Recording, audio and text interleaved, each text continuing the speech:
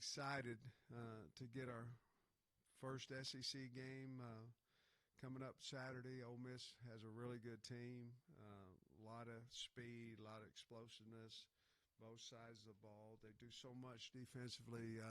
They're simple but complicated, if that makes sense. And the line movements that they do, they're not a heavy bring two blitz team, but they are one, and they come from corner, from safety, from Mike Backer, from Willie.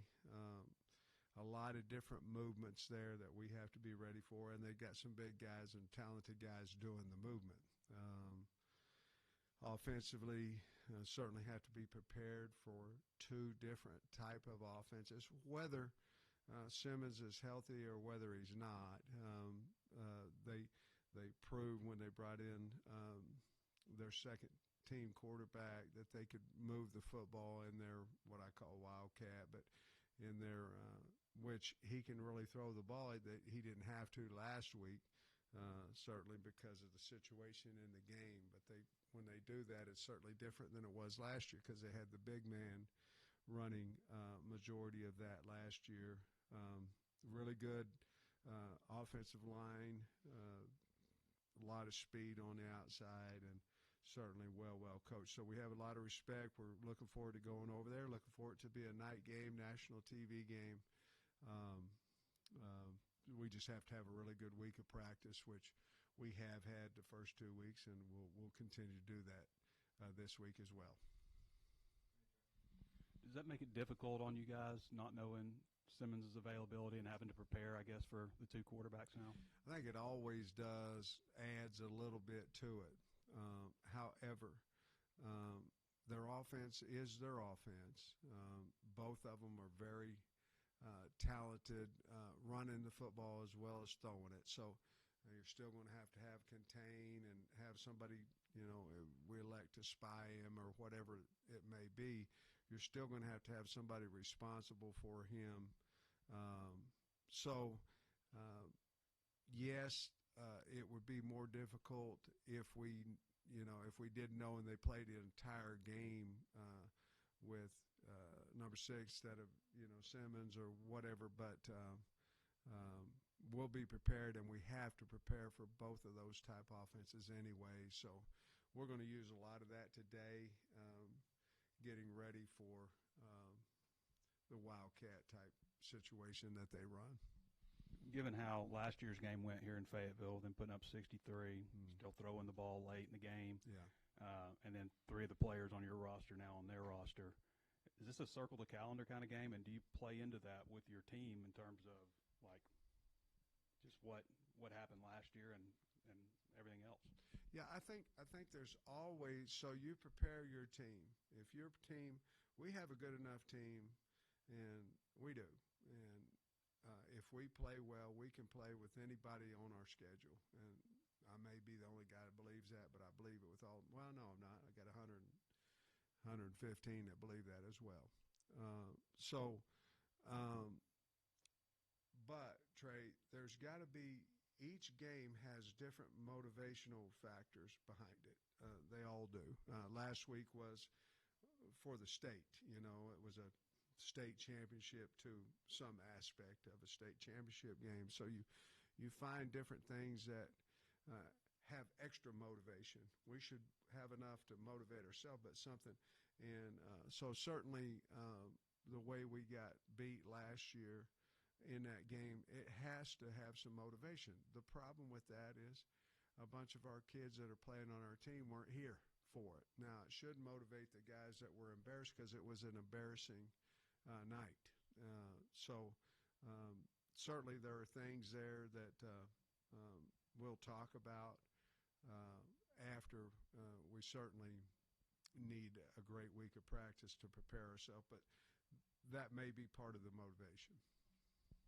Does that message extend to the coaching staff as well? I mean, you guys, the coaches were here last year. I mean, is that something you'll bring up with the coaches? Yeah, it's already been extended. It was extended last night. And we have to do a better job. A lot of their points last year came on big play bombs, and it was bam, bam, bam, bam. course, Jackson Dart was on point, and they protected well. But a lot of them were explosive plays, just boom, boom, boom, and it's hard to come back from that if they're scoring so fast. One more question for me about last year's game. I think afterwards you kind of hinted there might be some concern about tipping plays, and I think when you spoke with us the next week, you said you did the research. I mean, how much of that has been a thought when thinking about this game in the off season? Yeah, all off season with that. We certainly had a conversation again last night about that, and I'm not saying there's anything wrong. I mean, if someone's telling me what they're doing offensively every play, and I know it, then I'm probably going to use it. I don't look at that as anything, and I'm not saying they did or anything like that. I'm just saying that we're the only ones should know what we're running, unless they have some tendency on us. We're the only one that should know what we're running, and whether we're playing Ole Miss or whomever. I wonder if you could give us some injury updates. Any chance for Oki this week, and then Monte Harrison? We saw him on crutches. What's the latest with him? Yeah, Oki, he's going to run today, and we'll see if he can. Guys, if you don't practice, you're not going to play very good. I mean, that's just how it is. So I don't know that he'll practice today. If he can get in and practice Tuesday, Wednesday, Thursday, then we'll take him and we'll play him. Let's look back.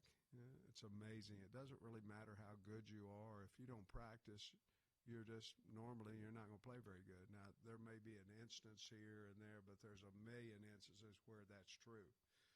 Take Xavier Sorey, for example. Didn't practice much before we played Alabama A&M. 1 tackle. Practiced the entire week, 15 tackles, half a sack, interception, much different deal. So we've got guys that if Oki's not ready to go, we got guys we feel like would play better. So just depends. He needs to practice at least 3 days this week. He will not today, so we'll see. Did you ask somebody? Monte's he's hurt. He broke his foot, and so he's going to decide whether he wants to have that surgery or not. But he's going to be out for a while, if not for the season. And I'm sorry to tack Lee on, but while we're doing it, if we can knock it out, Phillip Lee. Phillip should be fine. Your secondary is basically overhauled since last year's game. How better prepared do you think you might be for that kind of attack versus where you were last year? Well, hopefully we're better. It's hard to tell. We certainly feel like we are, but we haven't been tested like we're going to get tested Saturday. So we'll find out more about us. But we're very confident going in. But we'll find out more where we are, how much man coverage we can play against them. They've got a tremendous amount of speed. The quarterback's accurate, good player.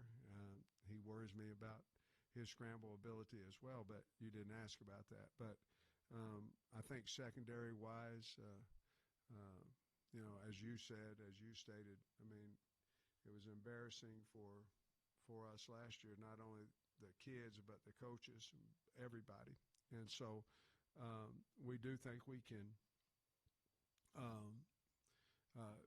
do a better job this year than we did last year, and we just got to have a good week of practice. But we have confidence in our guys.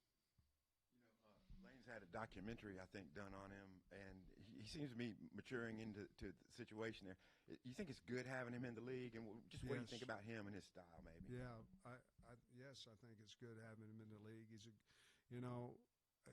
lot of people don't know him like I do. He's a good person. He's a good man. He just wants to win games, and that's what he's hired to do. But I think he brings something to the league. You're always talking about Ole Miss, and SEC is attached to that. So, yeah, I think he's really good for the league. I have a special teams question for you. I know after the game you talked about, needing to tackle the guy on the return. But after looking at the film of that, was there anything else you kind of noticed, or is it straight up just a tackle? We just lost contain, and we missed 2 tackles in there. Whether that be personnel-wise, what we need to do, or we just need to do a better job of coaching. Once he broke, he's got a lot of speed, and we didn't have anybody on the field that could catch him. It was a really good play by him. I mean, he did some really good things there. It is concerning. They were going to go to the field, and he broke it back to the boundary. If we have enough speed on the field, if we have enough defensive players on the field that are used to tackling, I think those are some of the things that brought up after the return. We talked a lot in the preseason about just how much bigger the guys in your secondary are. I know it's early, but how have you kind of seen that? How have you seen the benefits from just the size difference from last year to this year? Well, I think the size matters because we are tackling better. I think a lot of times when you want to tackle a guy, you have a chance to tackle him a little bit more than, man, he's really big and I'm not, type situation. So they have a lot of confidence back there. I do too. With you having corners that are 6'2" and big and 200-some pounds. Just makes a difference to me, and I'm not saying any small guy can't play. I'm not saying that, but because we've proven that they can. But having SEC size over there gives us a little bit more of an advantage, and I feel like we're doing I think Kanai's playing really well. Did Devin Bale get hurt on Saturday as well? I noticed he wasn't holding for the PATs or anything either. Yeah, he did. But he's going to be fine. He'll practice today. But let's look at that. The man kicks a 62-yard punt. There's a good and a bad in this now. He kicks a 62-yard punt, and the good is we netted 53, and he made the tackle. Now, that's incredible. I mean, it just is. It's sort of like the no play of the week. That's incredible. You don't kick it 62 yards and you make – I did it in high school, but, I mean, I ain't seen that since then. And now, the bad thing is punter shouldn't be making the tackle, so we've got to do a better job of getting down there. But he's fine, and he'll be good. It's amazing how valuable he is to our team because, as you just spoke about, he kicking off. So you lose one guy. You lose your kickoff guy, your punt guy, and your holder. One guy. So he's got unbelievable amount of value, and he does every one of them well. And Trey asked you earlier about the motivations. I'm curious specifically. I mean, Patrick Kudus is a guy that you had told you last year that he was going to be a hog and going to be back, and now you're going against him. I mean, is there any added motivation for you personally with something like that? No, not at all. I think 3 guys went over there, and unfortunately a couple of them's been hurt. But no, not at all. I mean, hell, I've changed my mind a time or two in my life too, and not at all. He's starting for him at right guard, doing a good job, and no, not at all. A lot of Ole Miss's success in the offensive game so far this season's come on the ground, especially through Quan Lacey. Just what have you seen from him, and just how do you kind of prepare for a guy like that? Well, I think them and us have the same identical yards rushing. I think they're at 257.5. I think we are too. So, they do it a little bit like we do too. Different guys getting different carries, but you got to hem him in, and you can't let him out. Say he's got a lot of speed. You got to make sure that you don't lose contain and turn him back inside and see if you can get him on the ground. But he's a really good player for him and got a lot of speed and tough, and so we'll have some kind of schematics to try to slow him down. I guess you mentioned not being tested in the secondary to the level that you're going to so far this year, but maybe also up front on the defensive side. Can you take anything from last week and translate it into this week, or is it maybe a different challenge and a different level that you faced up front? Well, it certainly is different. I mean, hell, I'd like to take it all. I'd like to have 10 negatives and 4 sacks, and, yeah, I'd like to take every bit of it and add to it. But schematically, with their RPO game off of that, I mean, schematically, they're tough. I mean, because a lot of times we was talking about it last night. A lot of times the O-line's pulling and doing all that, and they're throwing the football. You have to be ready in the back end and in the front end for every single play. It's not just a run; it's a run or. And we're going to have to play with high intensity and a lot of effort because they are talented up front and they're talented at their skill position. So, yeah, I'd like to take it. We did improve quite a bit, and we've got to improve again Saturday. Sam, when you play these first two games like you guys have, you've completely dominated. There's not a moment of adversity. What are some of the things you do to create adversity through camp or in practice this week, or even what makes you confident that your team will handle it this week? Well, we've got a good team is what I'm confident in our football team, and a lot of it is because of the leadership. And I don't know how you create adversity unless you just practice hard, and keep accountability and toughness and all those things. So we haven't had a lot of adversity yet. If you look at it, we talked about the first drive against A&M. That was really it. And then we gave up 7, or they earned 7 on us the other day. We gave them some penalties.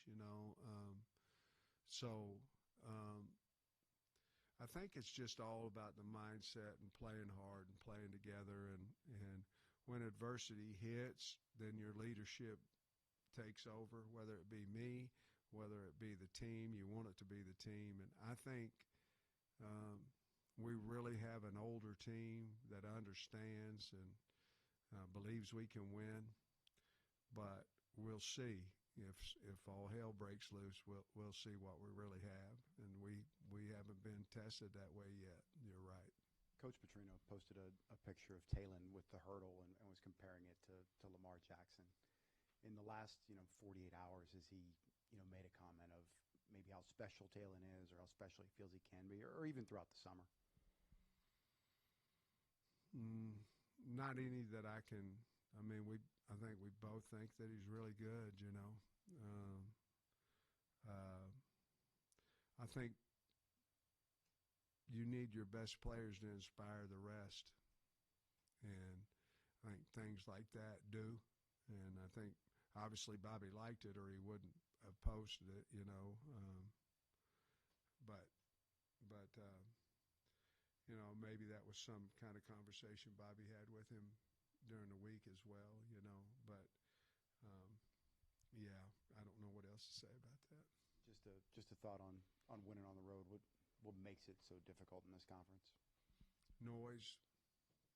Crowd noise is the first thing. I mean, you have to be confident that you can handle the crowd noise, and then now they're allowing D linemen to yell stuff and move, and where we went with that or why, but you can do that on the road now.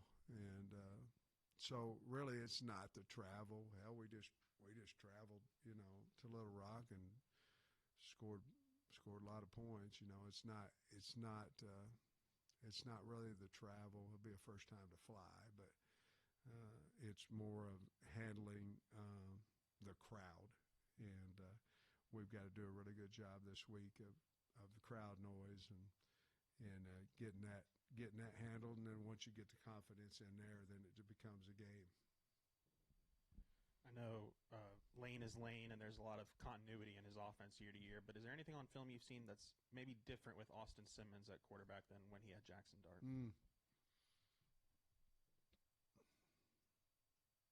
Not a lot. I mean, they've always been, you better stop the run, and that's what they're running similar plays that they've ran in the past.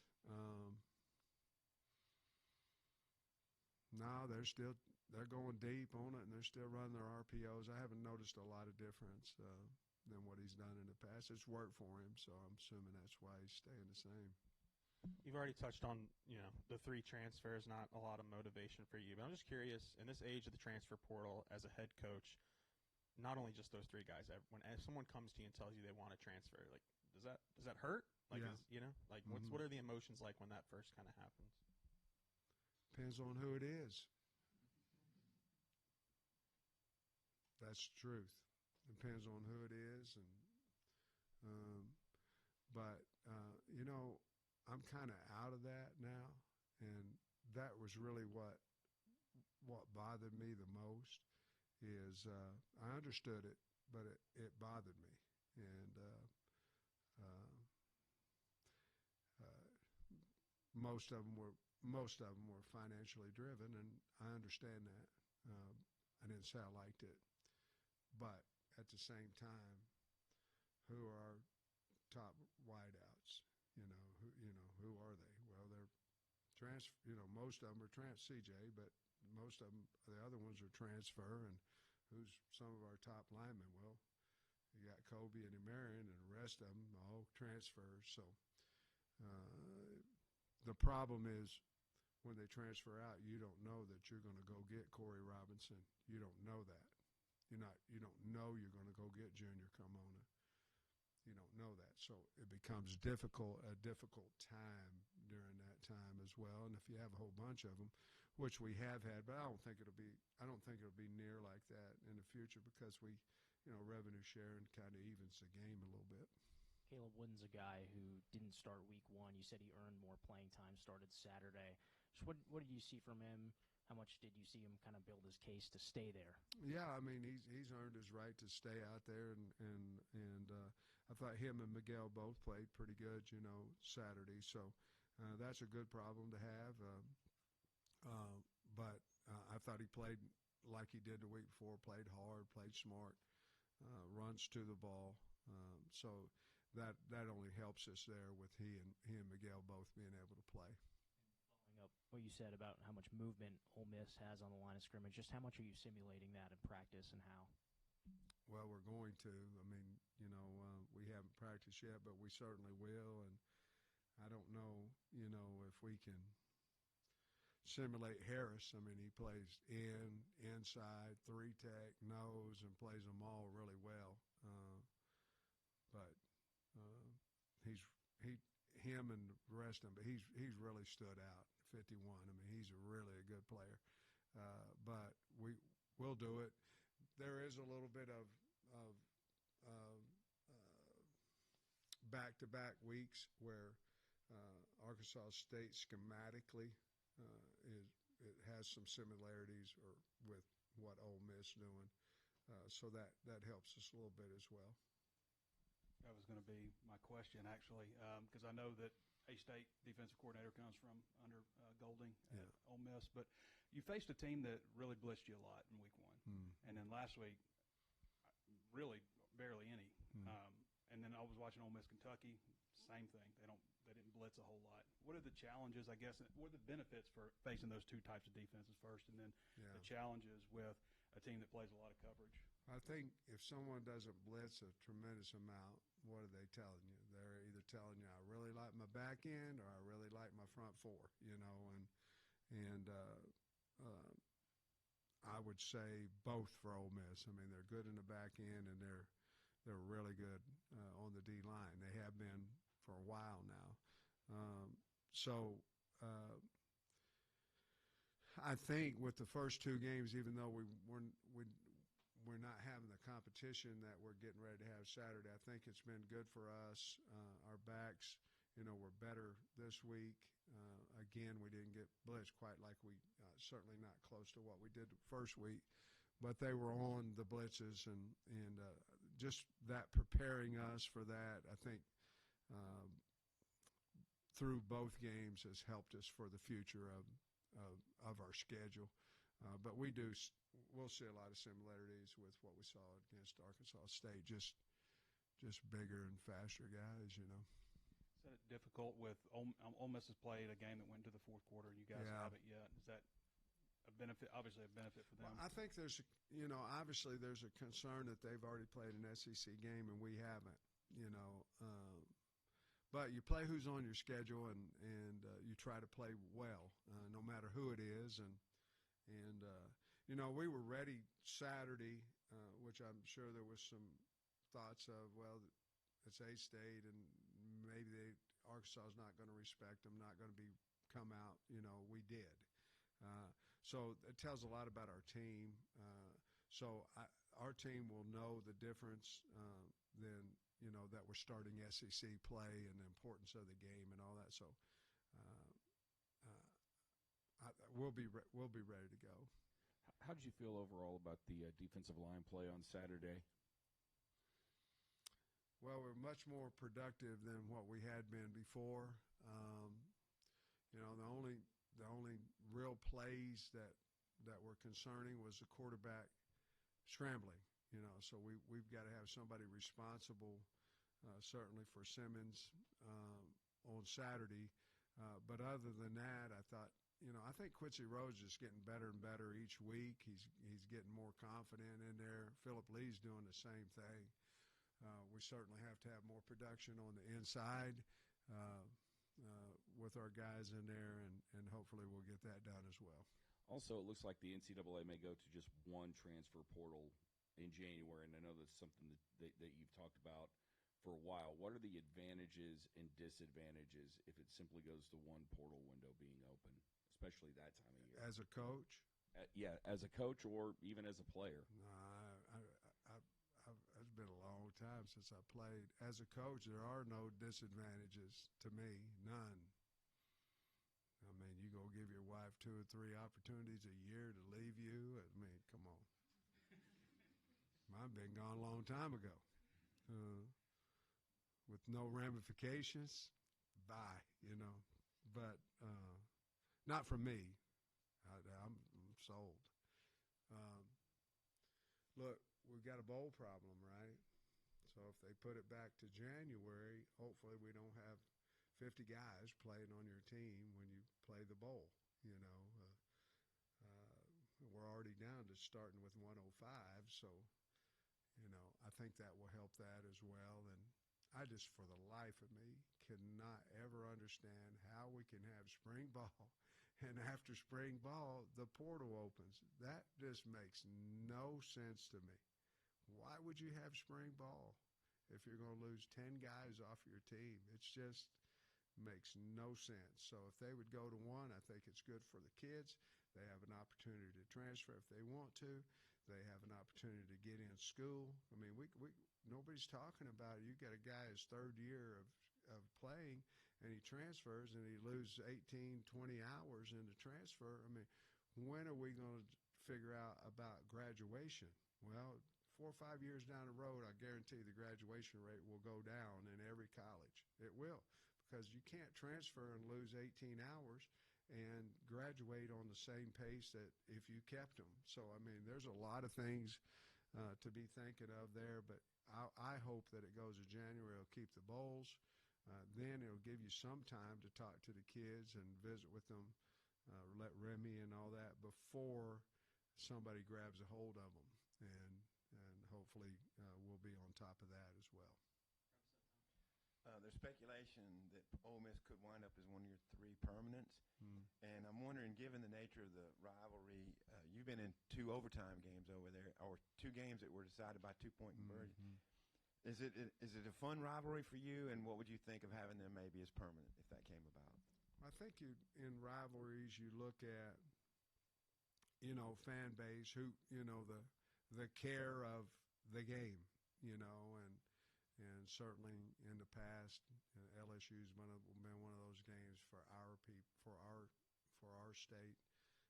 Missouri is certainly close, so Ole Miss is we've had good games beside last year. I mean, we've had really good games for 4 of the 5. We were 2-2 going into last year, and with our losses being, I think, 3 and overtime, over there. So it's been very competitive, and I think that's what everybody's looking for in rivalries, and the closeness where we can travel there and they can travel here. So I do want to say this, though, that the atmosphere in Little Rock was electric. It was a lot of fun. And I know that there's been things written about this, and here's my stance. Whatever the governor and the athletic directors from both schools and all that, I'm all for it. What I want that to be very, very clear. I'm all for it. There's pros and cons over here and over here and over here, but if it makes the University of Arkansas and our fans happy, whatever that may be, as the head coach at Arkansas, I'm all for it. All right, my last question is basically the state of your run game. Are you pretty pleased with where you are and the split of the carries between Washington, with Russell, and so forth? Yeah. Well, do I wish we'd have seen more out of Mike and Braylon? We've seen what we need to see out of them. They're healthy. But I don't think we're going to go into SEC play and think we can get, 14 carries between the two of them, but that's all we've needed. I mean, we're scoring. I think the first half we had the ball 11 minutes, the other day, and 35 points. I mean, we're scoring so fast that, who's doing it is really not, because there's a bunch of people. And so if we can keep that, that'd be great. But I think those two backs are good. I think they're going to have to take the brunt of Blunt and Rodney as well. But I think their carries will probably go up in SEC play. We'll see. If we keep scoring points, I don't care who carries it nor who we throw it to or anything else. We've been doing a pretty good job of that. And then, of course, Talon, he took up 151 of those yards with 9 carries as well. So Russian's Russian. Thanks, guys.